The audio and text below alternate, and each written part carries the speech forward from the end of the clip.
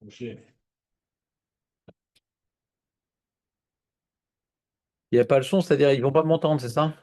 Non, vous n'allez pas entendre les... Mais bon, le plus important chez moi, c'est l'image. Non. Donc, les Inara, bien sûr. Ah, Nathan, t'as pas eu la feuille sur les Inara? Tu vas la lire ou pas? Non, si tu la lis pas, je la passe pas. Parce que j'en ai imprimé presque pas. Tu vas étudier ça? Bah ouais, genre, bon, faut bien que j'étudie. En français? Bah oui, c'est en français que ça arrivera en hybride. Bah, Bah, ça, tu peux le dire. Ça, tu peux le dire. Alors, tac, tac, tac, voilà. Donc, les amis, on aimerait terminer ce chapitre qui s'appelle la Gdusha. On a expliqué à Takadosh d'une certaine manière, espérons que ça a été efficace. Maintenant, dans la Gdusha, donc nous on a expliqué deux points. Premier point, c'est pourquoi on ne peut dire ça que en présence de 10 juifs. Deuxième point, pourquoi notre glorification de la Gdusha doit passer par les anges.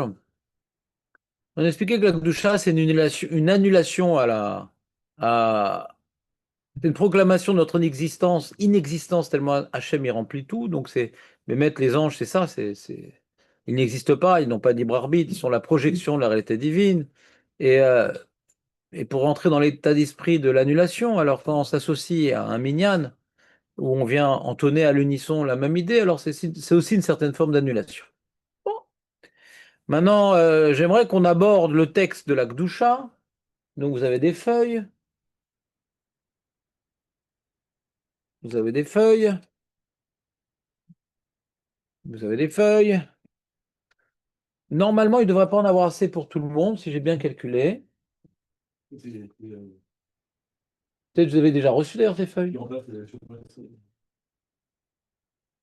Alors David a besoin de parler ce matin, c'est normal. Je comprends. Bah, je sais pas, je pensais que j'en avais une en plus, mais elle est où? Bon.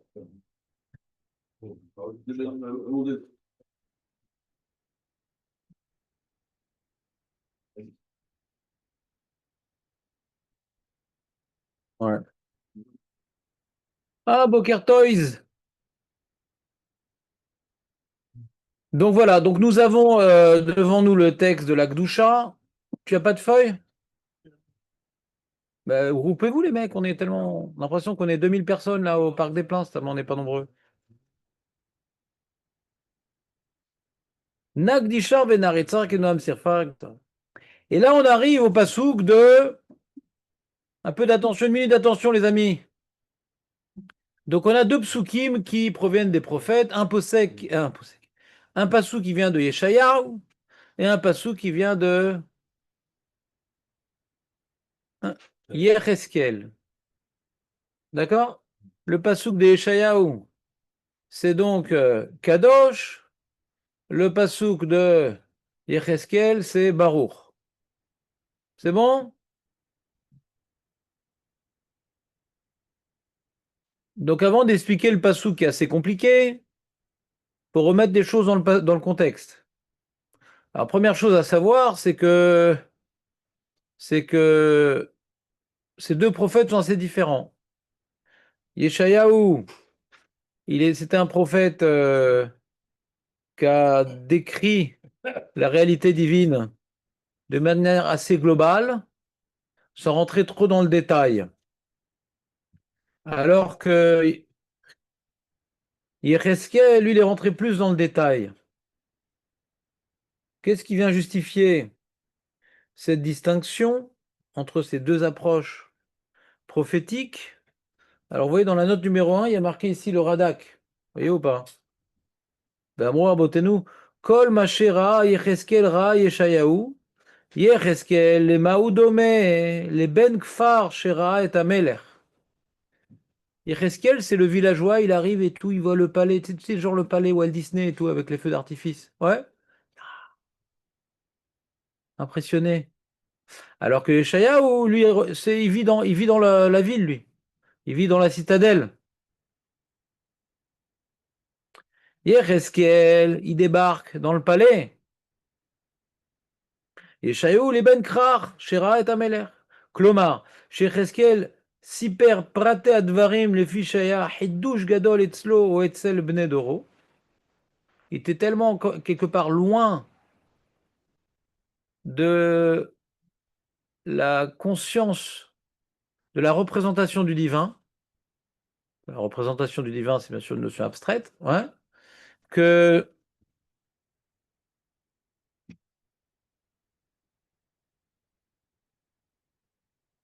que, euh, que quand il a eu des, comment dirais-je, il a eu des visions, alors il a tout expliqué, quoi, il était impressionné. Vous comprenez ou pas ce que je veux dire?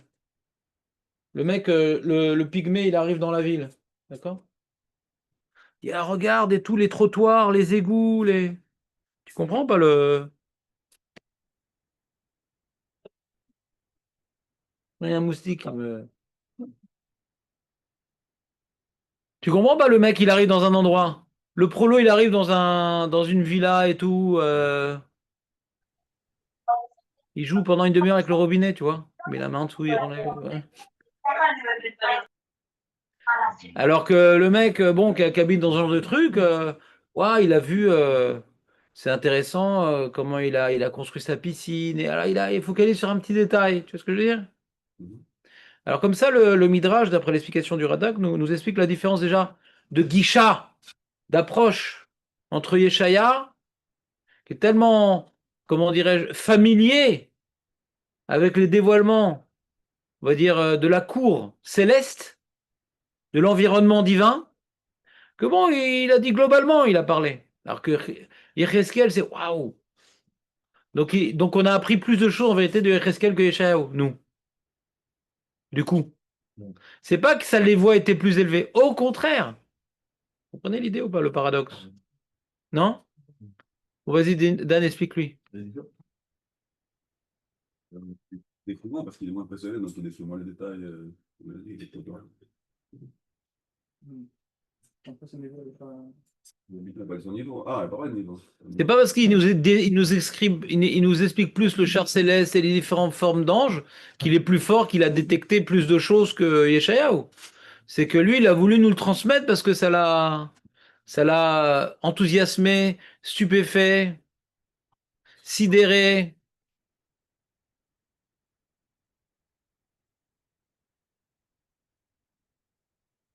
C'est clair? Bon, ça c'est Chazal. Alors maintenant, il a prophétisé pendant 60 ans quand même Yeshayahu, alors que Chizkiyahu, c'était pendant une vingtaine d'années. Et la particularité de la prophétie de Yeshayahu, c'est que il a prophétisé à un moment où c'était le début de la décadence du Ham Israël. C'est-à-dire avec le roi Uziyahu, qui s'appelle Dan, on l'appelait également Azaria, ce roi. Uziyahu, Azaria. Ouais. Eh bien, lui, c'était la puissance politique, les victoires militaires, il a réorganisé les villes, les machins, une grande réussite. Mais quand il est mort, c'est le début de la fin. C'est la chute, duquel Israël ne va connaître qu'une décadence jusqu'à la destruction du Beth Amikdash. Donc, c'est à peu près 100 ans avant la destruction. Yeshayahu n'a pas vécu la destruction du Beth Amikdash. C'est à peu près 100 ans. Mais il a vécu la chute. Il a vécu la chute des 10 tribus qui ont été vaincues par Sancherim. Les 10 tribus. Tu connais l'histoire des 10 tribus, Bernard? Les 10 tribus. Toi, tu connais que les Papous et les Pygmées? Nous, on avait 12 tribus à l'origine et il y a eu un schisme. Avec le fils de Shlomo Meller, il y a eu un schisme. Il y a 10 tribus qui sont rangées avec Jéroboam et 2 qui sont restées avec le fils de Shlomo. D'accord? Rechavam. C'est bon? Et ce schisme n'a jamais été réparé. et les rois d'Israël, il y a les rois de David et les rois d'Israël, les rois de Yehuda et les rois d'Israël. Les rois d'Israël, c'était Ovdei Avodah Zarah, c'était tous des Réchaïm, tous, tous des Réchaïm. Alors que les rois de Yehuda, yesh veyesh, il y en a qui étaient tzaddik, il y en a qui étaient rachas. Et donc ils ont entraîné les rois d'Israël, bah, le peuple a fauté, d'accord? Et donc ils ont connu la galoute avant que le Beth Amikdash soit détruit, 100 ans avant. Et qui c'est qui les a galoutés? C'est pas Babel, c'est les Assyriens.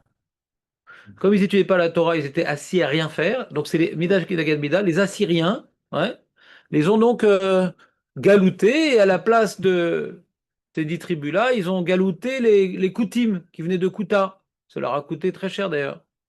Et donc ces Koutim-là, qui finalement on les appelait aussi les Samaritains, d'accord? Puisque sa femme vendait un peu de tout. Voilà. Et eh bien, les Samaritains et les Coutéens, c'est également un peuple vaincu par les Assyriens, qui pour mater la population, eh bien, il est déplacé d'un pays à l'autre. Donc les 10 tribus, on ne sait pas où elles sont, mais elles ont été remplacées par les Coutéens. C'est clair ou pas? On en a parlé 50 fois de ça. Et donc lui, il a prophétisé la chute de la Malchoute Israël, ça s'appelle Malchoute Israël. Et c'est le début, et également la victoire de Chizkiou Améler. Et quand même, quand les Assyriens ils ont voulu continuer leur travail et vaincre les 2 tribus restantes, donc il a amené une armée de 185 000 soldats. T'entends, pas Raymond? Même tu fais du sport et tout, mais c'est trop pour toi tout ça. Ouais, 185 000 soldats qui sont tous morts durant la nuit, miraculeusement. Hachem a voulu sauver, il y avait un sursis pour les 2 tribus de 100 ans de plus. Il y a eu des hauts et des bas. Alors, Chizkiyahu Omer, c'était des hauts, puisque il a fait être le Mashiach. Mais son fils, c'était un rachat, c'était qui son fils? Psst. T'attends du Tanar comme ça? Ah, on voit. C'est quoi, c'est qui son fils de Chizkiyahu Améler? Ménaché, voilà. T'as bien, bien. Marco. Et après Ménaché, il y a Tzadik. Donc c'est un peu oui, un peu non, un peu oui. Des hauts et des bas. D'accord? On parlait du premier Beth Amikdash. Des hauts et des bas, mais c'est une courbe descendante. Vous me suivez ou pas? Et donc, ce qui est intéressant, c'est. Lisons maintenant, je vous ai fait un peu un contexte, c'était sympa? Vous aimez les histoires et tout? Bishnat Mot Ameler Uziyahu. Donc Uziyahu, c'est l'apogée. Donc on est en train d'entamer la descente. Bishnat Mot Ameler Uziyahu. Ve'ere et Adonai. Yoshev al kiseram. Venissa. Ve'shulau. Meleim et Aechal. Donc c'est intéressant le dévoilement prophétique on va dire, d'Hachem, on va dire de l'ambiance autour d'Hachem, on va dire, parce qu'Hachem, on ne peut pas le voir. L'ambiance proche d'Hachem, on va dire. Ouais, je sais pas. Compliqué comme sujet. En tout cas, cette prophétie, elle est curieusement, comment dirais-je, localisée dans le temps. On s'en fout à quel moment il a eu cette prophétie. C'est une réalité éternelle, ouais, la Gdusha d'Hachem, comprenez ou pas? C'est une manière qu'on la localise dans le temps. C'est la question que je me suis posée. Qu'ils ne répondent pas les parchanim de ce pasouk-là. En tout cas, les officiels. C'est une question de base, non? Vous comprenez ou pas? Alors, je vais expliquer le contexte, c'est le début de la fin, etc. Et là, il a vu, on lui a fait voir, errer. Ouais, c'est pas non plus. Quoi? Le Radak, là, moi, je sais pas, non, c'est vrai. Qu'est-ce qu'il dit, le Radak? Moi, Qu'est-ce qu'il dit? je suis super Hachana Shira. Hein. Mais quel rapport? Pourquoi? Pourquoi? La question, c'est pourquoi? Pourquoi maintenant? Quel est le rapport entre Kadosh, Kadosh, Kadosh, Kadosh et le début de la décadence de Israël? Qu'est-ce que tu as vu dans le Radak, Dan? Demandez pourquoi il précise quand est-ce qu'il a eu le truc. Et c'est quoi la réponse du Radak? Avant la réponse, déjà, moi, c'est super Hachana Shira. Quoi? Il t'a fait ça. Mais bataille. Hein. Mais pourquoi? Personne n'a répondu. Mais ça, c'est la question, mais c'est pas la réponse. Pourquoi? Quel est le lien entre Kadosh, Kadosh, Kadosh, Kadosh et le début de la décadence de la Malchut Israël? C'est ça la question. On nous maintenant, le Passouk nous situe qu'on a une période particulière de Ham Israël. Quel rapport avec cette névoie? Non? C'est pas clair? Je suis pas clair? Non, t'as demandé Vous me pourquoi. suivez pas? C'est ça que j'ai demandé. Je sais pas ce que tu as entendu parce que tu es fatigué ce matin et moi encore plus. Pourquoi il a. Ah non, ça me dérange pas ça. Mais pourquoi? Mais c'est une névoie de quelque chose qui dépasse l'histoire, qui dépasse le géopolitique, qui dépasse l'espace, le temps, Kadosh, Kadosh. Comprenez ou pas? Et on le replace à une période historique du Ham Israël particulière. Quel rapport? C'est clair, Bernard, la question ou pas? Non? Pas plus que ça, quoi. Hmm. David, c'est pas clair la question?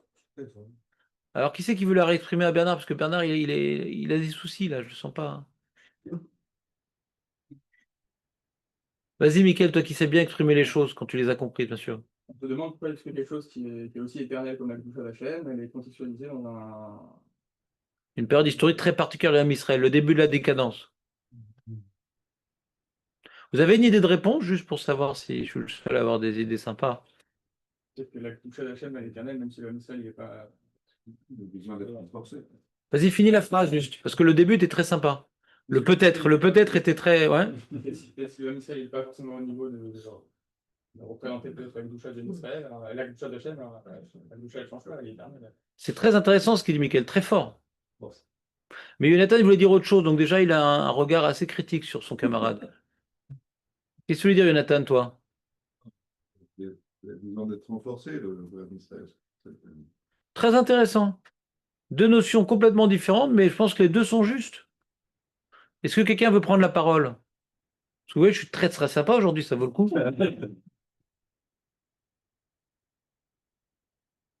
Bernard, lance-toi, là, aujourd'hui, c'est bisounours, ouais. Quand il y a un vide, quand il commence à avoir un vide chez Israël, alors on remplit par et tout. Nul. Donc,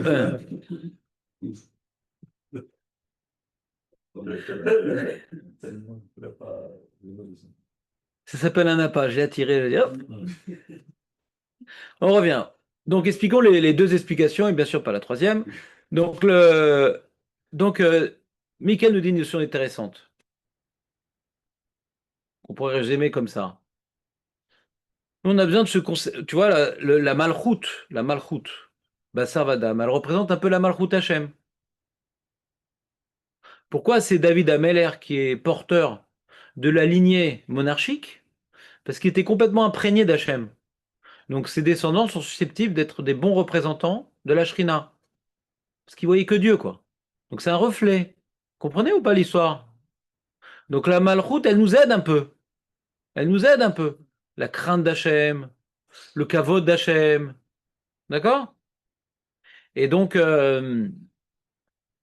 un peu une aide. Et c'est un peu ça que voulait dire Michael. Et là maintenant, c'est la chute de la malchoute. Ouais? C'est le début. Et d'ailleurs, il est mort tragiquement, ce roi. Parce que bien qu'il était tzaddik, il a fait des choses bien, il a détruit les lieux d'Avodazara, etc. Mais à la fin, il a pété un câble. Puisque bon, je parle légèrement, je suis rien pour parler d'un tel tzaddik, mais je vous dis juste globalement ce qui est écrit dans les grandes lignes, même qu'on n'est pas là pour juger. C'est qu'il a voulu apporter, il l'a fait d'ailleurs, Ktoret dans Kodesh à Kodashim. Il n'est pas Cohen, il n'est pas Cohen Gadol. Donc il représente la grande réussite, ouais, la slacha militaire, économique, etc., etc. Et quelque part, il semble avoir perdu les, les proportions, sa place qu'il a dans le monde, quoi. Il a une place importante, mais encore une fois, je ne peux pas juger, c'est des personnages du Tanakh, mais si je veux que vous reteniez quelque chose, je suis un petit peu obligé de faire une caricature qui ne m'en veulent pas, les Chachamim et le Tzaddik qu'on est en train de parler. Mais, hmm, Du roi. du roi qui est cité là, Ouziaou, il est mort. Comment il est mort? Après qu'il ait fait ça, il a été puni par Hachem, il est mort Metzora. Donc c'est l'isolement, c'est la déconnexion sociale. Lui qui était au sommet des yeux du Ham Israël qu'il admirait, Metzora, la croûte sèche ambulante. Ouais, Metzora. Donc, il y a Choliot que sa fin tragique a une influence sur la suite, c'est-à-dire que c'est déjà un mauvais regard de la place qu'on a dans la société. Est-ce que la place dans la société me fait oublier Kadosh Baruch Hu? Ouais. C'est souvent le problème, la place dans la société me fait oublier Kadosh Baruch Hu. Il avait une place au sommet, et le sommet lui a fait oublier le sommet. Tu comprends ou pas? Non, j'ai mis le spray. Si tu veux, toi. D'accord? Pourquoi je vous parle de ça? C'est pour reprendre l'idée de Michael, qui est que lorsque on est en galoute, on n'a plus de représentation par le roi, par le Beth Amikdash, par le... Et là, c'est le début de la galoute. Et tu vois, c'est comme par exemple, tu dis, on a entendu des fois des phrases comme ça, qu'on ne peut pas critiquer, mais qui sont tragiques, que il était où Hachem dans la Shoah? Tu connais ce genre de phrase? C'est un peu le même genre de truc. Kadosh, Kadosh, Kadosh, c'est-à-dire. Il n'est pas limité au contexte historique, il n'est pas limité à ton vécu personnel, il n'est pas limité à la tragédie de cette génération. Donc là, c'est une tragédie qui est en train de se mettre en place. C'est ça que tu voulais dire un peu, Michael?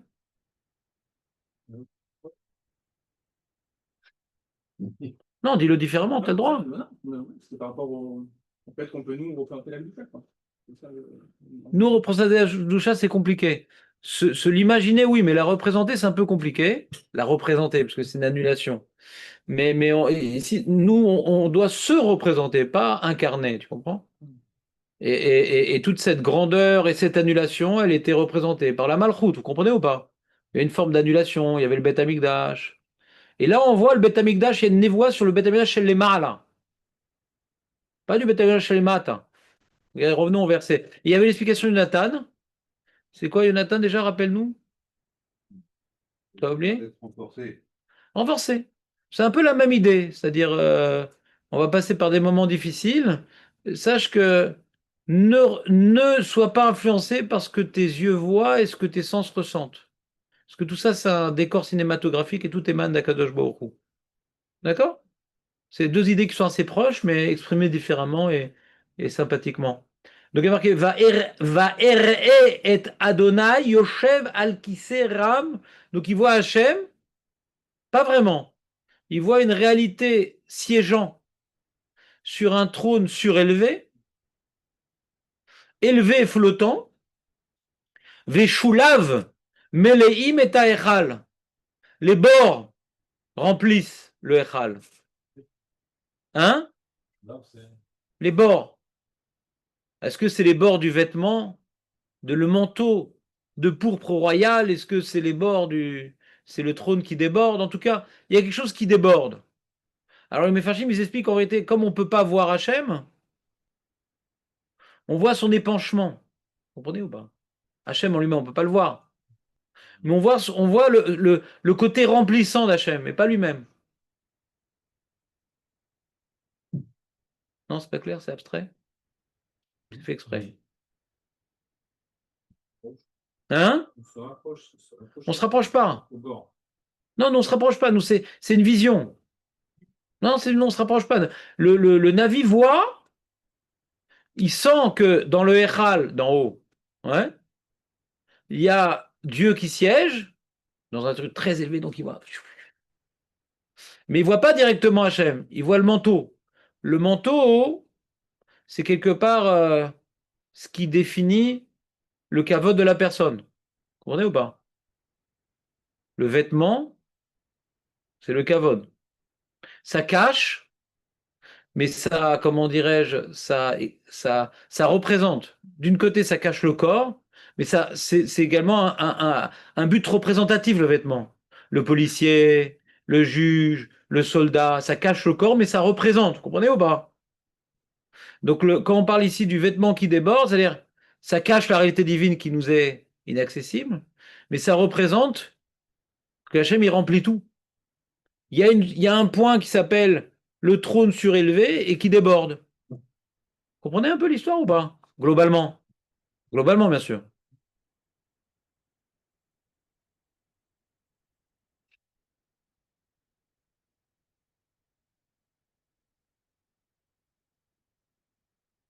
Mm. Donc, dans les notes, vous verrez, globalement, je vais résumer les notes, comme ça, on va pas faire trop. Si je vous lis les notes, les méfarchim dans les mots, on va mettre beaucoup de temps. Il y en a qui vont dormir, il y en a qui vont rêver parce qu'on va passer à texte, traduit. C'est pas très pédagogique. Pour moi, c'est sympa parce que je peux jouer la montre, ouais. Et là, j'ai envie d'avancer, je sais pas pourquoi. Donc, Séraphim umdim mima'alo. C'est quoi les séraphim? Comment on traduit séraphim en français, Bernard? Mais non, séraphin. Qui c'est qui a dit chérubin? De perdu. C'est Krouvim.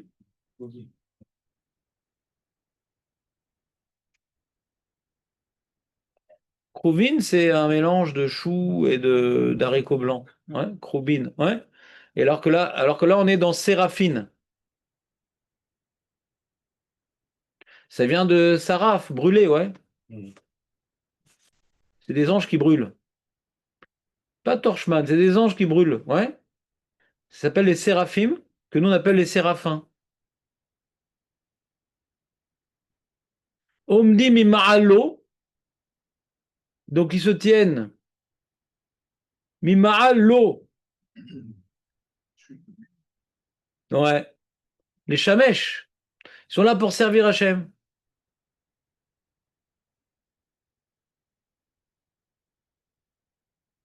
Donc ça a l'air d'être des réalités très élevées. Hachem est sur son trône, il y a des gens qui le servent, tellement élevés qu'ils crament, quoi. Tellement ils sont proches d'Hachem qu'ils crament. Vous comprenez ou pas? Le mec qui veut se faire un café et tout avec de l'eau lourde de la centrale nucléaire, il crame, quoi. Tellement proche. Et on nous décrit les séraphim. Ils ont 3 paires d'ailes. Ils ont peur de lui, mais ils ont des paires d'ailes. Ouais. Alors ils ont 2 ailes pour cacher la face, 2 ailes pour cacher les pieds, et 2 ailes pour voler, dans les mots. Shesh knafaim. Ouais. Shesh knafaim le'echad. Le'echad. Non, shesh knafem shenem le'echad, virgule. Beshtaim yechase panav, beshtaim yechase raglav, beshtaim ye'ofef. Alors ils expliquent les mefarshim. Pourquoi ils se cachent avec 2 ailes comme ça? Donc si tu veux faire, il y a un artiste, si tu sais faire des beaux dessins, toi, David, non? Mais les belles images. Les goïms sont. Donc, David, tu peux arrêter de nous faire, de chercher un grimoire découvert au Vatican à l'ère de la Renaissance? ils ont récupéré Mais c'est qui cet infiltré du Vatican? Ouais. Non, mais ils ont récupéré toutes les images Mais t'as besoin de voir une image? Nous, ce qui nous intéresse, c'est plutôt le message que l'image.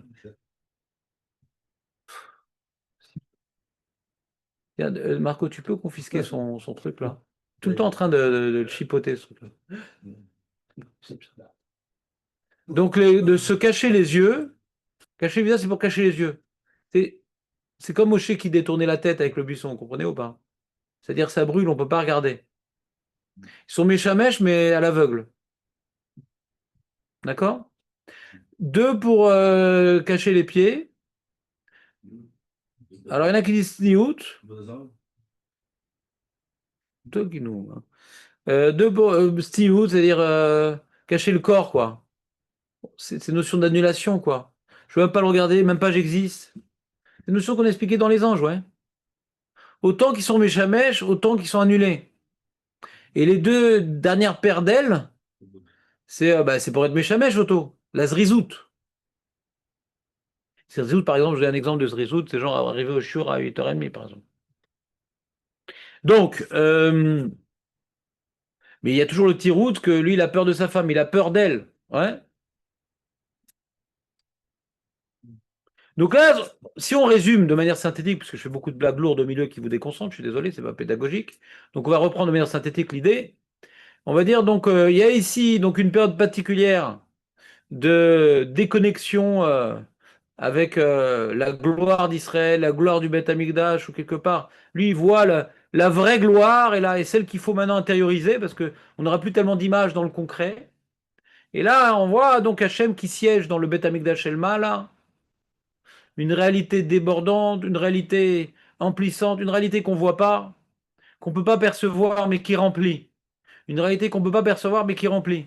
Et que les anges eux-mêmes, qui sont en train d'être méchamèche l'eau et qui sont au-dessus de lui, ben eux-mêmes ils brûlent, donc c'est la notion de disparition dans la proximité. Non seulement ils brûlent, mais en plus incapables de le voir, incapables de sentir leur propre réalité, ils se cachent eux-mêmes et ils sont méchamèches. D'accord? Donc on voit la réalité divine emplissante, mais qui dépasse toute réalité, qui s'annule devant ça. D'accord? C'est bon ou pas?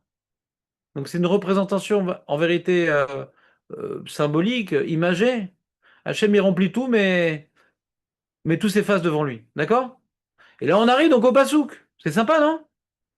La transition, très sympa. Vekar Alzel, donc ces anges-là, ils viennent chacun dire, vous êtes prêts? Allez, un, deux, vous avez déjà fait de la musique? Non? Alors quand nous on faisait de la musique quand on était jeunes, parce que bon, on n'avait pas la Torah, donc on fallait bien s'occuper. Donc tu avais un saxophoniste, tu avais un guitariste, tu avais un bassiste. Alors fallait pas, genre on se retrouve à la fin. Faut que on soit en rythme tout le morceau, tu comprends ou pas?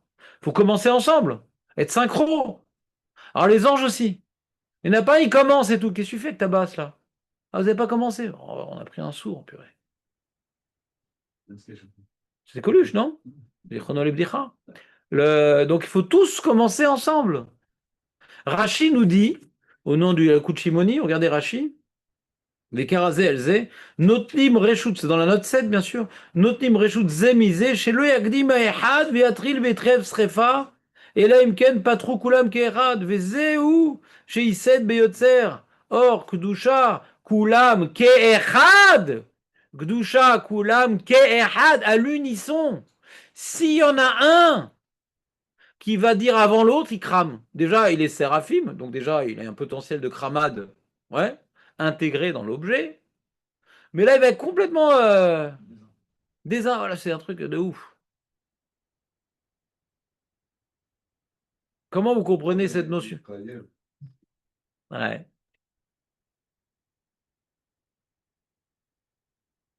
Des gens en train de brûler. Voilà, c'est ce que je viens de dire, C'est Hassan. l'harmonie. C'est ce que je viens de dire. C'est l'harmonie. Alors, comment tu expliques, Raymond? Et pourquoi on parle de ça maintenant?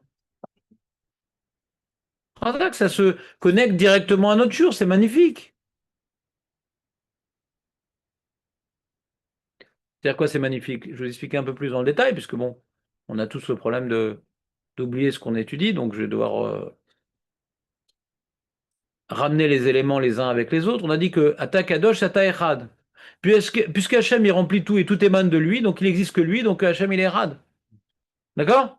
C'est la notion qu'on a expliqué, le point en commun entre la Gdusha et le Yichud Hachem que le Rashba nous a dévoilé et que le Zohar a confirmé. D'accord? Et là on voit que les anges qui vont proclamer Kadosh, Kadosh, Kadosh, Kadosh, Kadosh, Kadosh, Kadosh, pardon, j'en ai fait un plus, Kadosh, Kadosh, Kadosh, et bien quelque part ils doivent le faire à l'unisson. Ce Kadosh, Kadosh, Kadosh, il remplit tout, il est tout. Donc même si chaque ange il a une mission particulière, si tu isoles chaque mission d'un ange, tu oublies qu'ils sont tous reliés à une même source. La manière qu'on explique nous-mêmes à notre niveau individuel. Toi, tu incarnes, je ne vais pas dire la shonara, toi, tu incarnes, par exemple, la sympathie. D'accord? David, il a. Non. Marco, c'est le VAD. Donc chacun, il a sa mission. D'accord? Je sais pas, j'arrive pas là, vous trouvez vos rôles directement. Putain, mon inspiration prophétique m'a. C'est comme Yaakov, le roi de Salé, Galote et Tassof et tout. Non, non, tout m'a échappé. Tout m'a échappé. Sauf que les mecs qui sont pas venus au shiur, eux, par exemple, ils incarnent l'absence. Ouais? Comprenez ou pas, les mecs? Donc si maintenant je focalise sur, la représentativité, il représente une certaine perfection divine. Alors je limite Dieu. Chasvé shalom. C'est ça la Vodazara. J'en fais une image. Quand on dit Hachem il est Chad, ça détruit la Vodazara, c'est que Hachem, tu veux pas te le représenter parce qu'il est tout. Il est tout, il est partout, tout est vient de lui. Donc c'est ça maintenant qu'ils sont en train de proclamer les anges. Et quand tu proclames qu'il est tout, qu'il est partout et qu'il remplit tout, forcément c'est des séraphim parce que ils expriment, ils proclament leur inexistence. Donc ils sont éphémères eux-mêmes, c'est une proclamation éphémère. Et comme maintenant tu dois dire qu'il est tout, donc ils doivent le dire à l'unisson. Même chaque ange, il a une mission. Mais ils émanent tous d'une même force, ils émanent tous d'une même réalité d'Akadosh Baruch Hu. Donc s'ils le font un avant, donc même cette mission de proclamer que Hachem il est tout, ils peuvent même pas l'accomplir en disparaissant. Ils peuvent même pas accomplir par leur disparition que Hachem il est tout s'ils n'ont pas fait à l'unisson. Ce Hachem il est tout, mais de manière harmonieuse. J'ai été clair ou presque? Presque? On continue. C'est l'idée. C'est l'idée, quoi. Regardez, j'ai rapporté le Siftei Chaim dans la feuille, mais pas dans les petites notes, pour changer. C'est qui le Siftei Chaim? C'est le Rav Chaim Friedlander. C'était le Talmud de quel Rav, Dan, le Rav Friedlander? Je sais pas. Je sais pas. Personne ne le sait? Du tout, moi je ne fais que radoter. J'ai deux types de Talmidim, ceux qui se rappellent de ce que j'ai dit et ceux qui oublient. C'est ça. Là, j'ai qu'un seul groupe qui est devant moi. Ouais. Alors on a dit que c'était le Talmud du Rav Dessler. Dessler, bien que c'était le Rav Dessler, bien que c'était le Mashgar de Ponevezh, qui est des conservateurs, c'est du moussard pur et dur, les livres de base, etc. Pas trop de Chidushim. Rav Dessler, c'est un génie qui faisait plein de Chidushim. Ces Chidushim, il venait il a relié le moussard, ouais, au Ramchal, au Mahara. Donc il a commencé à toucher à des commentateurs de ce qu'on appelle Marshavat Israël. Un peu plus de. Ouais. Et d'ailleurs, beaucoup de Mashgirim qui sont venus après le Rav Dessler, ils n'ont pas partagé la déviance du Rav Dessler. Et non, les Bachrim ont besoin de choses plus simples, plus terre à terre. Là, ça les fait planer. D'accord? Et le Rav Friedlander, il est venu donc après le Rav Dessler en étant son élève. Et il a développé la même chute que le Rav Dessler, mais de manière moins émotive, très structurée. Rav Dessler, c'est des avracodes comme ça. Rav Dessler. Alors, il a fait des grands développements. C'est pas que c'était un génie, Rav Dessler en limoud, ouais. Mais je trouve que le Rav Friedlander, c'est beaucoup plus. Il y a une assise un peu de. Beaucoup plus structurée. Et il explique la chose suivante. Pour moi, hein, encore une fois, comment je juge des chachamim qui me dépassent. Je ne peux pas les mettre en boîte, mais comme ça, moi, je ressens la chose. Mais c'est sûrement faux. Pirouche Asifte Chaim, Akara, Bekvodo, Idbarar, Midgalit, Veyotzet, les Poral, Rak, Imkol. C'est vrai. C'est pas une note, j'ai dit. Ah, oh. J'ai dit en haut. Rakim kol amalachim ovdim yachad beshituf peula le matara achat asiat retzonet bar imaya malach echad mit balet yoter mechavero gvar haya chisaron begilui gvot shamaim ki klal gilui hakavod yotze mikar shekol amalachim yachad poalim le matara achat klocham tzrichim lilmod min amalachim התבטלות מוחלטת להשם יתברך מפני גדולתו האינסופית. Comme Hachem, il a une Gdoula Ensofit, pour pouvoir représenter la grandeur infinie et incommensurable d'Hachem, ils doivent tous ensemble proclamer cette grandeur. Vous comprenez ou pas l'idée? Ça se rapproche de ce que j'ai dit, mais il n'a pas évoqué le Yichud d'Hachem. D'accord? On continue. Le mot Kadosh, on fait le bravo, le Tachima. Donc, Vekara Ze Elze, Ve'amar.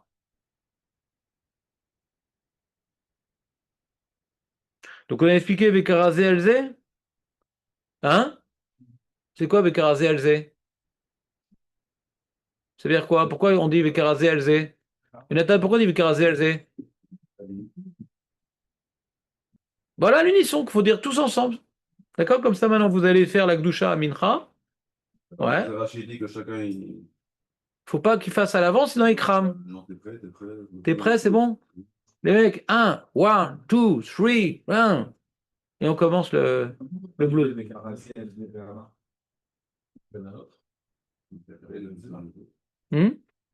Comment vous traduisez les uns les autres. Ouais.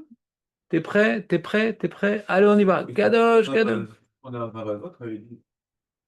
Ah, Shlomo! Mais c'est quoi t'es descendu avec un tank? C'était quoi ce bruit? T'es venu en vélo? Ah, la trottinette? Ben dis-moi, tu devrais. Pourquoi ils ont c'est les uns les autres. Vas-y, demande à Dan, il est fatigué, ça va le réveiller. Chacun se donne interrogation, c'est bon, on est prêt à l'unisson. Tout ça pour que ce soit l'unisson. Ça, c'est pour dévoiler la grandeur d'Hachem. Ah, il ne peut pas dire. Non, mais c'est quoi, c'est pas le départ, ça? C'est Voilà. top départ. Voilà. Voilà.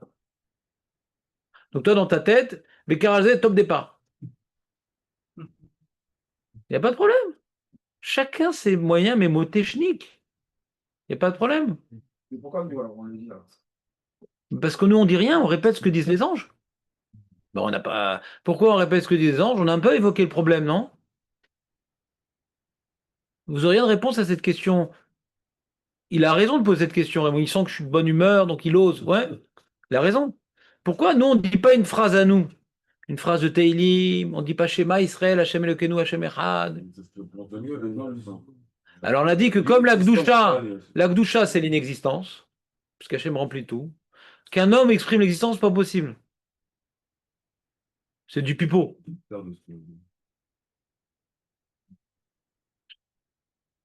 Non, non, non, non, non, non. Tiens, tiens, prends. Vas-y, fais la tournée. Vas-y. Merci, Shlomo. Non, Chaz Hashem, c'est pas pour moi, on s'en fout. Enfin, c'est pas pour Hélène Sadi. On reprend. Donc, puisque la Gdusha, c'est exprimer l'existence divine, l'existence de l'homme ou des réalités du monde devant Hachem, alors on doit maintenant l'exprimer avec les anges. Se laisser porter par leur proclamation. Parce que nous, pour nous, c'est théorique, quoi.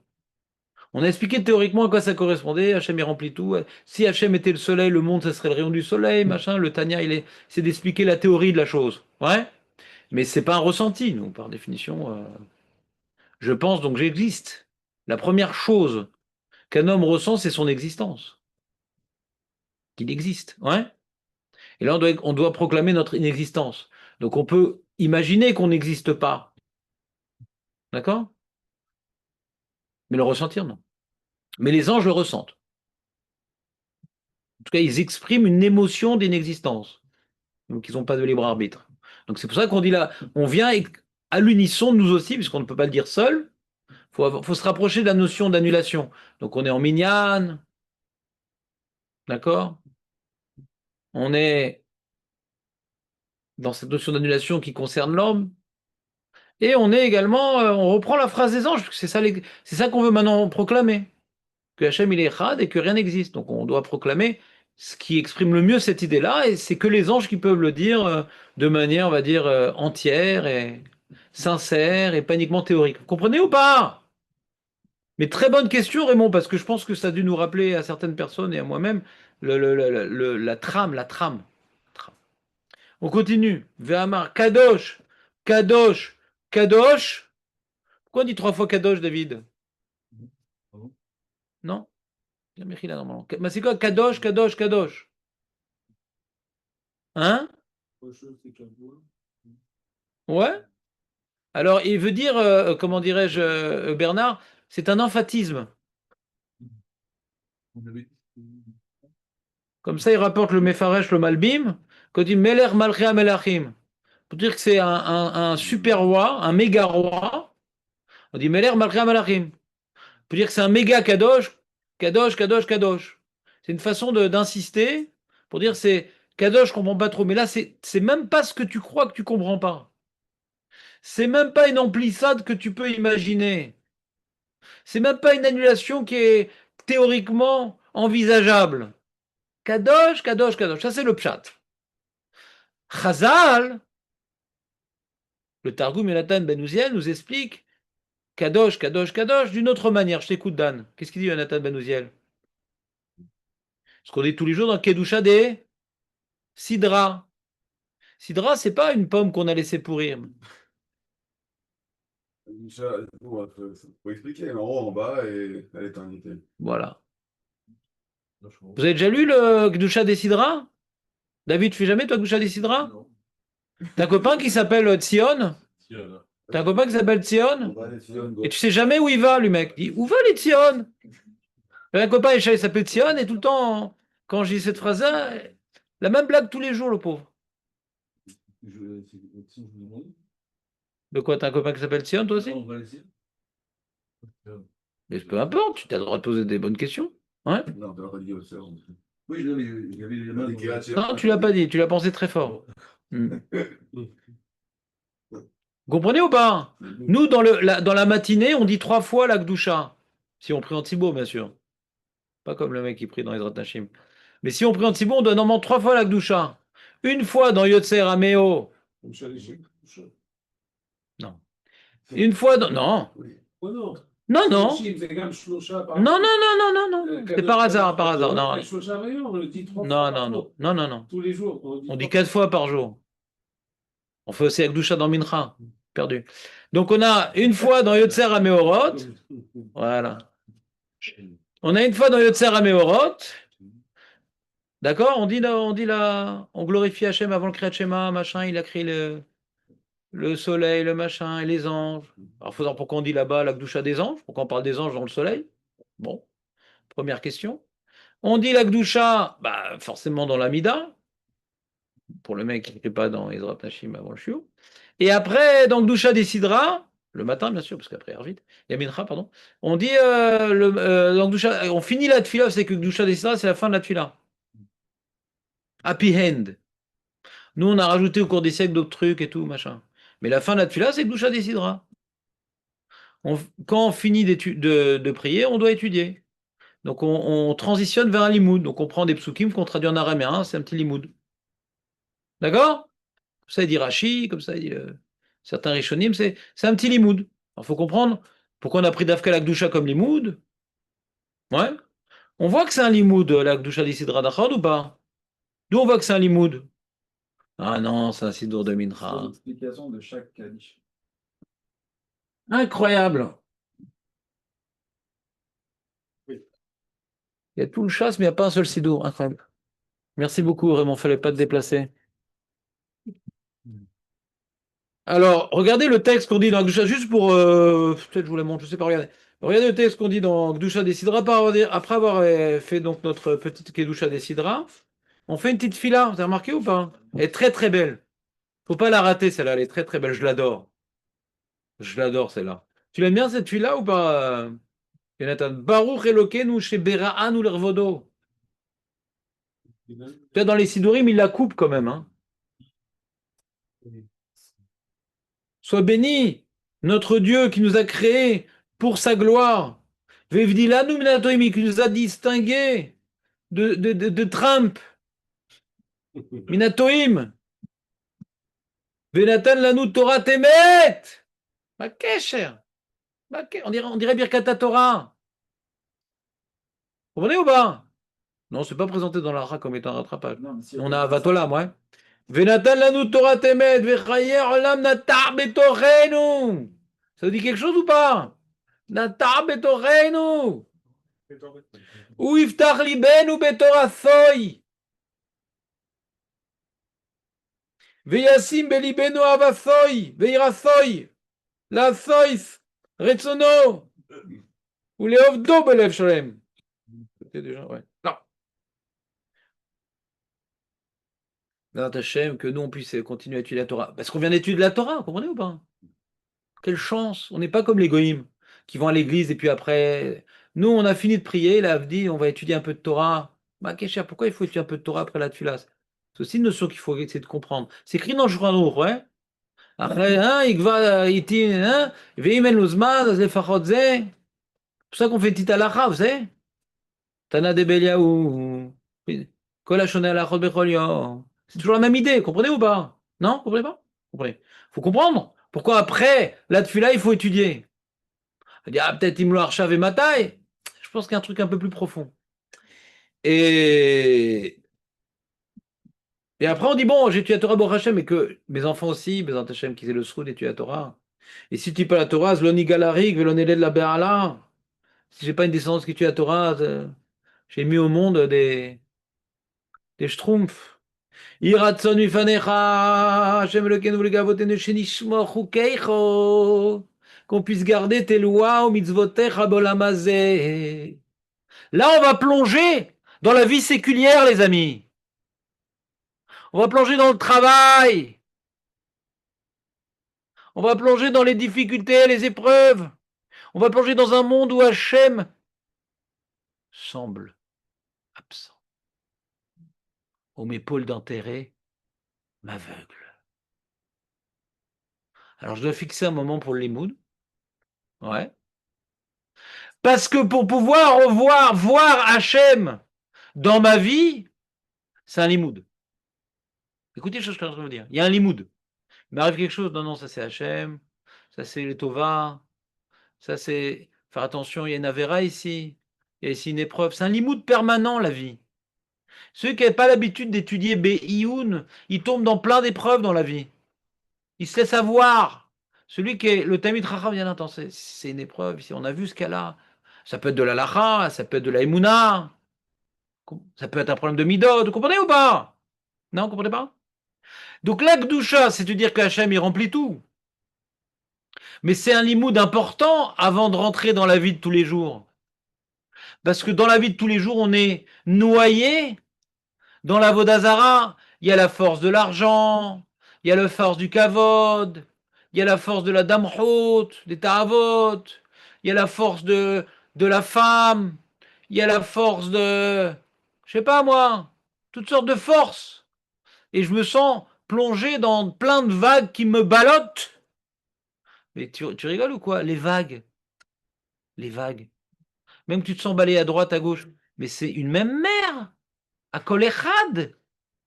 T'es débile de voir une vague comme une force. Comprenez ou pas? Les vagues. C'est quoi les vagues? C'est bien les vagues. C'est Ehad. Comprenez ou pas? Il y a la vague de l'argent, la vague de la contrariété, la vague de la maladie, la vague de... Mais tout ça, c'est Ehad. Donc c'est un limoud permanent. Par la tfila, tu t'es connecté avec Jorou, tu t'es subordonné à lui, tu as plongé dans une connexion avec Jorou, mais qui ne peut pas durer dans la vie de tous les jours. Parce que tu es un peu dans la passivité dans la tfila. C'est facile de se connecter à Hachem, de dire j'existe pas, animide Batel. Alors dans la tfila, on rejoint les pieds, on rejoint les mains pour dire je suis rien, je n'existe pas, je suis comme un ange, mes actions sont je ne fais rien, c'est Hachem qui fait tout. Ça c'est facile, c'est la théorie la tfila. Mais après, je vais rentrer dans la pratique. Comment je relie la théorie à la pratique par un limoud de la Gdusha. C'est pas beau ça? Non, c'est pas beau. C'est sympa, pourquoi vous ne sautez pas de joie? Des années qu'on parle de la Gdusha des Sidra, on l'a jamais dit aussi bien. Je sais pas, j'espère. La prochaine, on le dira encore mieux. C'est pas clair ce que j'ai dit, Jonathan? Toute notre vie, de tous les jours, c'est d'appliquer la Gdusha, abstraite, théorique, à notre vie. C'est quoi la Gdusha? Hachem, il est tout, tout est pour le bien. Ici, je suis rien du tout devant la mission divine. J'essaie de m'annuler à sa mission, mon travail, mon truc, ma famille. Tout ça, c'est à son service parce que à Kol Novea Mimeno, tout provient de lui. Vous comprenez? C'est un limoud. C'est un limoud. C'est un limoud permanent. À la limite, c'est un travail. N'entends pas parce qu'il y a deux voies. Ça explique pas pourquoi on l'a fait 3 fois. Pourquoi on... Mais ça, c'est Shlomo qui part en vrille. Ah, les mots Kadosh, Kadosh, Kadosh, on a déjà expliqué ça. on fait 3... Pourquoi on fait 4 fois? Mais non, bah, on n'a pas expliqué. Mais bah, bien sûr, quand j'explique un élément, je ne peux pas expliquer les deux autres en même temps. Tu me fais rire. Je t'ai pas expliqué pourquoi on dit Yotzer Roche, je t'ai pas dit pourquoi on dit Yotfila. J'ai juste expliqué ce qu'Edusha décidera. Je vais pas t'expliquer en même temps Zarchmor. Mais dit Bourrecha des Emrou. Moi, je t'explique d'abord que Kedusha décidera. D'accord? Que c'est pas quelque chose qu'on dit forcément à l'unisson. C'est un limoud personnel. Si on n'est pas 10, on peut dire que Kedusha décidera? Oui. Parce que c'est un limoud personnel demandant comment ramener la Kedusha à ma vie. Comprenez ou pas l'idée? Donc je la ramène en araméen, quelque chose que je comprends mieux, quelque chose de plus palpable. Kadosh, Kadosh, Kadosh, c'est la notion de il est au-dessus de tout et je comprends. Non, dire Kadosh dans les mondes célestes, premier Kadosh. Deuxième Kadosh dans le monde ici-bas, quand il manifeste sa puissance. Et il est Kadosh parce qu'il est éternel. Donc déjà, on traduit mieux ce que ça veut dire. On essaie de se représenter mieux ce que ça veut dire. On ramène ça à nous. Et c'est un limoud Torah, parce que le limoud Torah, en vérité, comme maintenant on étudie, je vais donner juste un exemple très intéressant. Très intéressant. C'est que quand on étudie la Gemara, on est en train d'accomplir la Gdusha. Pourquoi? La Gemara, elle nous rapporte une braïta qui dit X et une braïta qui dit Y. Notre travail, c'est de dire, non, non, il n'y a pas de marloquette. À kol echad. Tout le limud à Torah, ça veut dire Akol Echad. Ça, tout le limud Torah. Il n'y a pas de stira, il y a pas de déot. C'est deux façons de voir le même problème. Comprenez ou pas? Tout le travail du. Pourquoi on dit Talmidei Chachamim Marbim Shalom Baolam? Shalom, c'est l'harmonie. Le Talmid Chacham, il est sans arrêt en train de rechercher l'harmonie. Il n'y a pas de contradiction. T'as un Talmid Chacham qui participe à un débat. Il y a deux mecs qui sont en train de se déchirer la tronche. Je dis, mais pas du tout. Vous êtes d'accord, sauf que toi, tu vois les choses comme ça. Et toi, tu vois les choses comme ça. Ça, c'est le Talmid Chacham. Ou Marbé Shalom Baolam. Parce que Echad, la notion du Shalom, c'est de voir que Akol Echad. Et tout le Limud Torah, c'est de tout ramener à l'harmonie. Et ben non, ça c'est ci, ça c'est ça. Il y a les Lituaniens, c'est ça, et les Khatif, c'est ça. Non, ils se complètent. Les Sfaradim, c'est ça, moi je préfère ci. Il y a pas, ils se complètent. Il y a 12 tribus. Le Talmid Chacham, il prend pas position. Il a peut-être un clan auquel il s'attache pour développer sa spécificité, mais il n'a pas plus d'attirance pour un clan qu'un autre. Chacun sa mission, mais moi je dois trouver ma place, mais à Kol Echad. Donc Oumar Shalom Baolam. C'est pas parce que maintenant il est Haredi qu'il va pas aimer les Misro, qu'il est Misro qui va pas aimer les Haredi. Chacun sa place. Vous comprenez ou pas? Oumar Shalom Baolam. Tout le limoud. Et il y a la notion de Gdusha, puisque Hachem Echad. Il faut ramener tout à une harmonie. Je suis clair ou pas? Donc c'est la notion même du limoud, le Ehad. Bon, je ne sais pas si vous avez... Ben, c'est très très beau.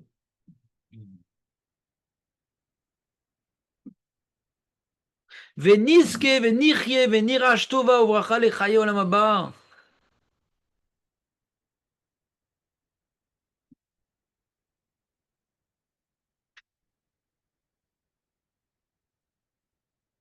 Et on finit par un message d'espoir. Donc il y a l'olam haba. Hein. Hachem chafetz leman sitko yagdil Torah dire. Donc Hachem, ouais, pour faire de la tzedaka, pour nous bonifier, nous gratifier, yagdil Torah à dire. Il a... Je ne sais pas comment traduire correctement yagdil Torah à dire. Comment t'aurais dit toi, Dan? Ok, israélois.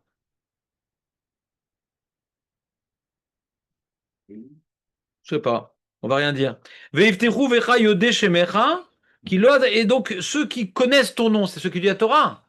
Et tu dis la Torah, c'est pour connaître Hachem. Ils vont avoir confiance. Pars dans la vie séculière, sors de la Beth Knesset et confiance. Toi maintenant qui t'es imprégné du nom d'Hachem et qui connais le nom d'Hachem. Qui loazavta dorshecha Hachem. Tu connais Hachem, il ne va pas t'abandonner. Tu sors de la synagogue avec Hachem dans ton sac à dos. Tu comprends ou pas? L'idée, non? Hachem a donné nous. Ma'adir Shimcha Bechol Haaretz, donc il remplit. C'est notre maître. Et son nom, il remplit tout. Comprenez ou pas? Chizku. Ve'yametz lev Afrem comme Echim Hachem. Allez, renforcez-vous pour cette partie-là. On va partir à l'aventure, mais avec Hachem avec nous. C'est pas beau ce que je vous dis quand même? C'est magnifique. C'est incroyable. On te rappelle comment on avait étudié avec Doucha des Sidra? Faut faire. C'est l'autre passage, je crois. Après, Neva, on dit la même chose dans ce qui suit juste la bouche. Avant ce texte. Au Valétion? Juste avant ce texte-là. Qu'est-ce que t'en as dit? Après, Neva, pour la journée, on n'avait pas les pareils. Ou Valétion Goël, on n'a pas expliqué au Valétion Goël. Ou le Shavé fait Shabé Yaakov. Neum Hashem. Donc là, c'est une prophétie c'est un passouk prophétisant la Géoula, ouais. Parce que n'oublions pas que la Gemara, elle nous dit, à la fin de Sota, d'Af même tête, elle te ressemble d'ailleurs, même tête. Et là-bas, il est écrit que depuis que le Beth Amikdash il a été détruit, chaque jour, la klala est elle est exponentielle. Alors, la Gemara dit comment le monde y tient? Si la klala elle est exponentielle. D'accord? Alors la Gemara, elle dit, elle tient sur deux choses. Kidusha décidera, non. J'ai Agadeta. Non! Birkat Kohanim, c'est l'Yerushalmi. C'est pas la Gemara, l'Yerushalmi dit ça. Sur Agadeta. Pas sur l'Imoud. Agadeta. C'est pour ça qu'on dit Rabbi Chanina ben Akatshe Omer. Agadete. Agadete. Agadete la Gada, non? Viens tous les jours, tu verras c'est quoi la Gada. On fait que ça, nous, on est un cours pour femmes pratiquement. Rabbi Shimon ben Gamliel Omer, Mishum Rabbi Yeshua, Miyom Shechar Bet Hamikdash, Amar Rava, Bechol Yom Vayom, Beruba Kalato Mishel Chavero, Shenemar Baboiker, Tomar Mitan Erev Barev, Tomar Mitan Boker, etc. Et la Alma Amaika Mekayem, Akedusha décidera, Veyesh Shemer Abba de Agadeta, Shenemar Eretz Avta, Kemo Ofel.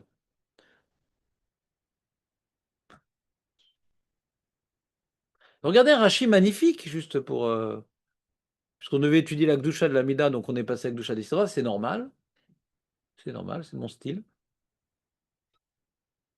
Je suis trop émotif. Donc, Rashi dit un truc, je vous lis Rashi qui est extraordinaire. Vous êtes prêts ou pas? Rashi dit c'est quoi Gdusha décidera? Vous écoutez ou pas? Shlomo, lâche l'engin. Seder Gdusha. Quoi? C'est beau, bah, c'est un engin quand même. Seder Gdusha Shelo Tiknoa. Et là, je suis au Kol Israël au Skim Batora Bechol Yom. Mazé Gdusha d'Israël. Mazé Gdusha décidera. C'est comme ça. Les gens y prient en général. Étudiez bof. Chez au Kol Israël au Skim Batora Bechol Yom. C'est un relègue du Limud Torah. Là, on est ensemble. Viens, on étudie ensemble. Pas à titre individuel. Alors qu'on est ensemble dans l'ambiance communautaire, viens, on étudie ensemble. Vous entendez ou pas ce qu'il dit Rashi? Rashi sur le chasse. C'est pas une invention à moi. C'est l'occasion de réunir l'âme Israël dans les Mouda Torah. D'avoir moi, un petit peu, le minimum syndical. Chez Omer, Kriato, Vetargumo, on va dire le Passouk et son Targum. T'entendez ou pas? Magnifique. Ven Keoskim Batora, c'est comme si qu'ils ont été au sec Batora. Bon.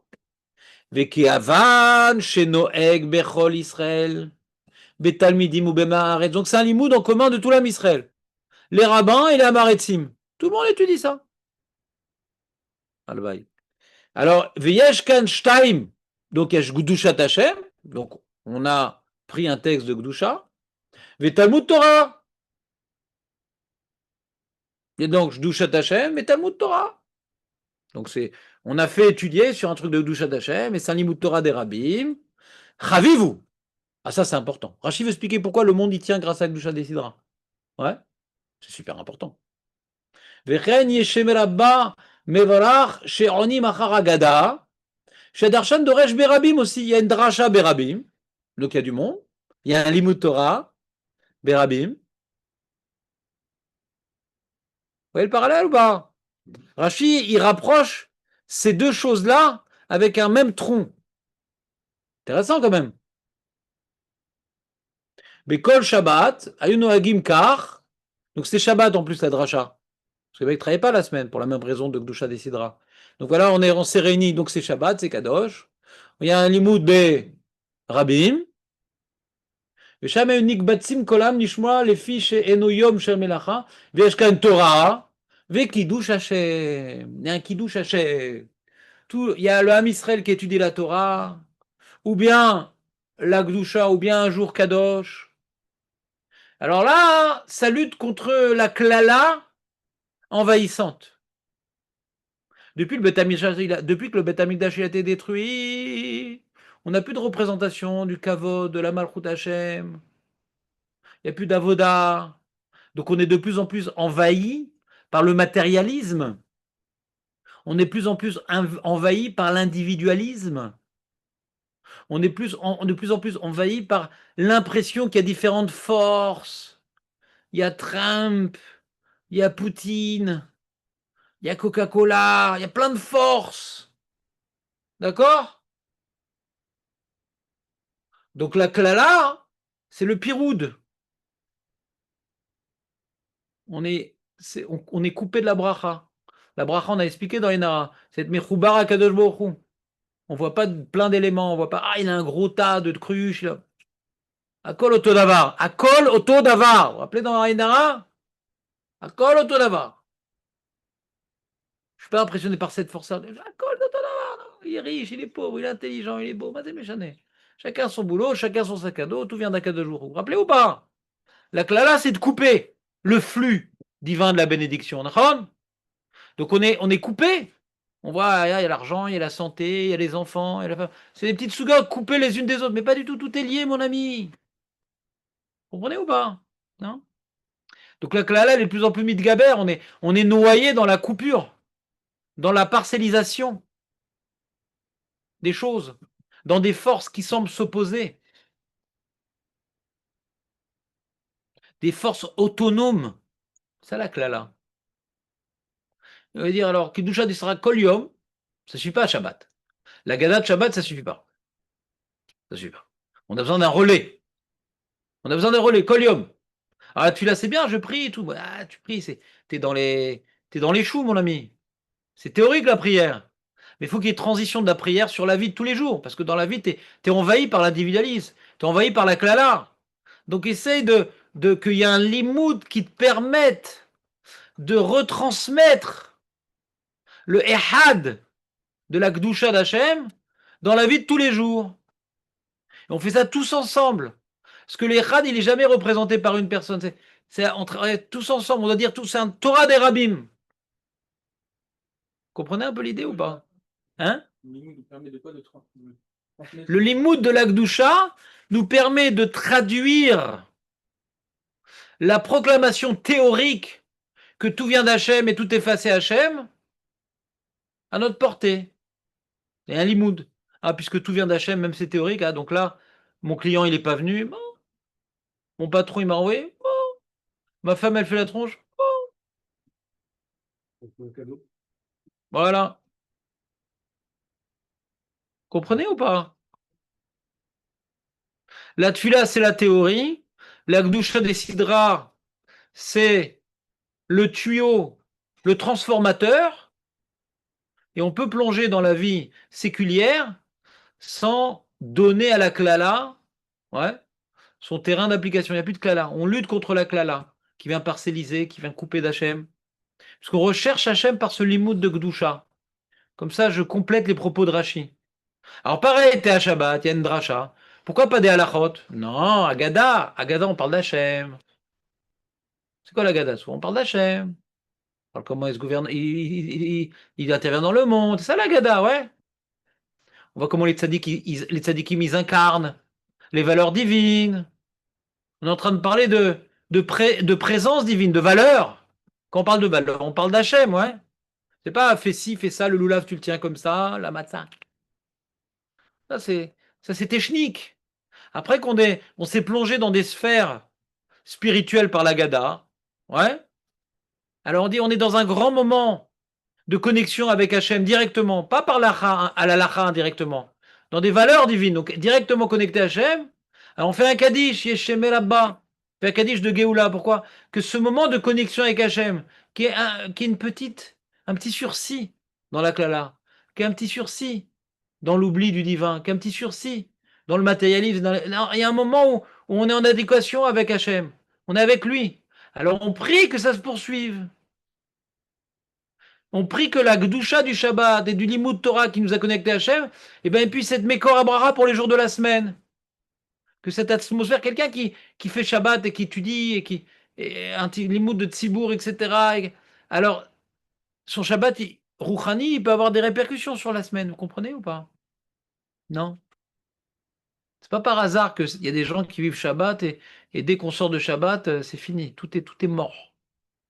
Non, il y a un travail de perpétuer. Le Kaddish du Shabbat après la Gada, c'est le transformateur pour que la Gdusha du Shabbat, elle puisse se répandre sur les jours de semaine. Que la Tfila qui est Kadosh, comme Shabbat, Tfila tu ne travailles pas, c'est un peu Shabbat la Tfila, tu comprends ou pas? Eh bien le limoud qu'on fait après la Tfila, Berabim, c'est le transformateur pour que durant la journée, on ait des retombées de notre connexion avec Jouchou qui était pendant la Tfila. C'est un peu le même schéma. Comment? Non, donc Gdusha d'Israël, c'est pas une prière, c'est un limoud. Pas une prière. À Shabbat, c'est une prière. Gdusha d'Israël, c'est un limoud. C'est pas une prière. Nous, on a rajouté dans le texte une prière, mais c'était pas original, ça. Ça, c'est des rajouts, ça. Gdusha des Sidra, si on disait Kadosh, Kadosh en araméen, et on a fini. Hein. Après, on a rajouté tout plein de trucs. Dans le Sidra, il y a tout plein de rajouts. Hein. C'est ça Gdusha des Sidra. On a fait Obsha Sidra, c'est comme si ça y est, on a fait ce qu'il fallait. On s'est donné les moyens. On s'est donné les moyens de faire face à la klala du monde matériel envahissante. On s'est donné les outils. Alors c'est vrai qu'il y a aussi une petite fila dans la Gdusha des Sidra. Parce qu'on dit Uva Letzion, Goel, Shavei Pesho Yaakov, Vanizot Beritotam, Amar Hashem, Ruchi Asher Alecha, Udvar Asher Samti Befira, Lo Yamushu Mipicha. De quoi on parle? Du Limud Torah, ouais. L'inspiration prophétique. Donc ça c'est Ruchi. Asher Alecha. Udvara Asher Samti Befira. Et mes paroles de Torah, ben, qu'ils ne disparaissent pas ni de ta bouche, ni de la bouche de ta descendance, et de la descendance de nos Amar Hashem et Atav Adolam. Donc la Torah, c'est ça qui me permet d'être, comment dirais-je, de porter le roi d'Hachem en moi. Donc Hachem, il nous annonce, par les propos du Navi, ouais, que la Uva Letzion Goel, que même ou Shavé Pesha Beakov, même les fauteurs, ils vont bénéficier de la Géoula, grâce à quoi? Grâce au Limud de la Torah qui nous permet de porter le souffle divin. Vous voyez la connexion entre les deux psukim? Donc ici, on voit ici, pour amener la Géoula, alors on ne prie pas pour la Géoula. On prépare la Géoula dans les jours de Chol. Shabbat, on prie pour la Géoula par le Kaddish. Dans la Gemara, on ne sait pas vraiment s'il y a d'autres Kaddish, ouais. On a vu dans Dav Gimel de notre Gemara qu'il avait entendu le Kaddish et tout, et chez Merabah, ceux qui étaient rentrés dans la Khourba, c'était Rabbi aussi, je crois. On ne sait pas de quel Kaddish il s'agit.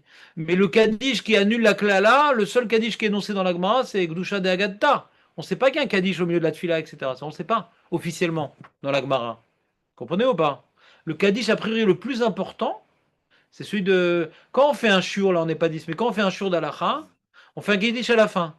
Et pour pouvoir le faire, on dit Rabbi Chania ben Agasha Omer. Pourquoi? Parce que c'est d'ivré Agadeta. Non?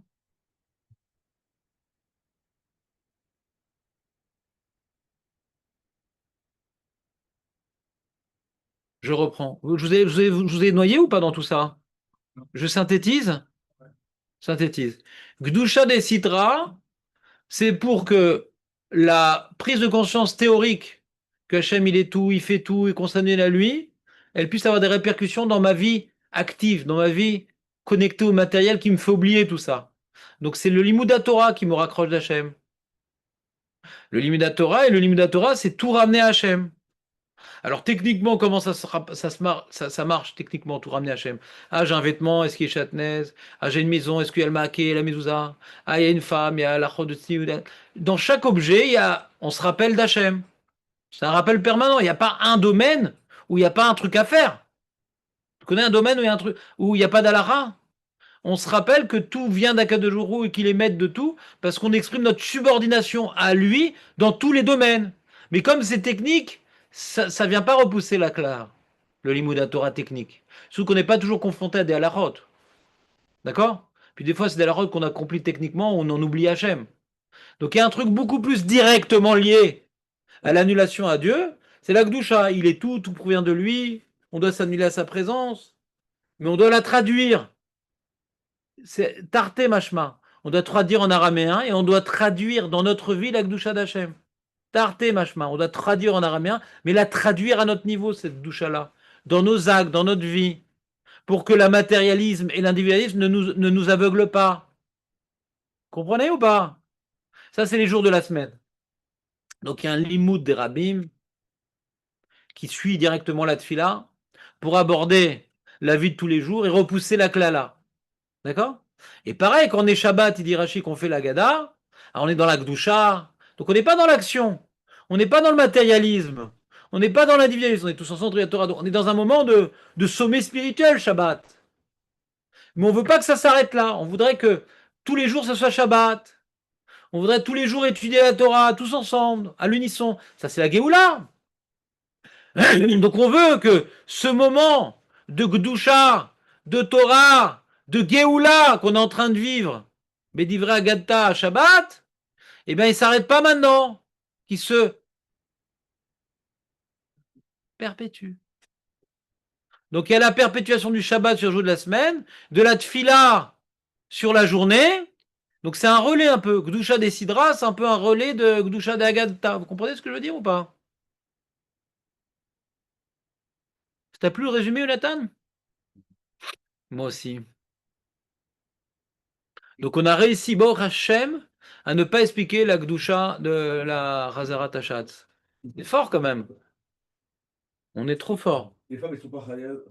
Et donc, ce qu'on va devoir expliquer la semaine prochaine, bien sûr, Mechila, ce qu'on va devoir expliquer la semaine prochaine, c'est pourquoi on fait 3 Gdushot le matin, une dans Yotzer Amerot qui a une mission bien particulière, une dans la Chazara de la Hamida qui a une mission bien particulière, et nous on a expliqué la mission Gdusha des Sidra. Mais quand on aura vu que la différence entre la Gdusha de la Hamida et la Gdusha des Sidra, on devra répondre à la question pourquoi dans la Gdusha de la Hamida, le 3e verset c'est un pasouk de Teilim, Imlor, hein, le 2e Teilim de Psuke des Imra Kouf Memvav, alors que le 3e pasouk cité dans la Gdusha des Sidra, c'est Hashem Ilor le Lamvet de la Shira. Pourquoi on n'a pas mis dans la Gdusha de la Hamida un pasouk de la Torah, on a préféré un pasouk de Teilim? Donc il faudra comprendre la mission de chaque Gdusha, celle qui est dans la Chazarat Hashas, et celle dans Gdusha des Sidra, on a expliqué que Gdusha des Sidra, donc on ne reprendra pas. Donc la mission de chaque Gdusha, et pourquoi c'est plus Matim, le pasouk de la Shira pour clôturer la proclamation non pas des anges mais du Ham Israël. Imlor, c'est la proclamation de David. Et Hachem Ilor Lolam Veled, c'est des Ham Israël qui sont sortis de l'eau, d'accord? Donc c'est les hommes, c'est plus les anges. Et on termine la proclamation des anges par celle des hommes. Pourquoi on a pris dans la Hamida celle de David Améler, qui est secondaire? C'est moins fort qu'un pasouk. Et dans Gdusha des Sidra, hein, celle d'un pasouk de Torah. Vous comprenez ou pas? Vous comprenez ou pas? Donc après qu'on aura défini bien le rôle de la Gdusha de l'Amida et de la Gdusha des Sidra en reprenant ce qu'on a vu aujourd'hui, on justifiera le choix des psukim qui vient clôturer celle des anges. Il est sympa le plan? Ouais, j'aime bien. Faut que tu fasses une atteinte, faut être l'enregistrement Zoom. Pour les femmes, hein, ils n'ont pas de ça. Elles. Comment on fait pour arrêter ça? Ah, oui. Je sais pas de Pas quoi tu grand monde, parles. hein. Non, on va arrêter ce cours, je crois.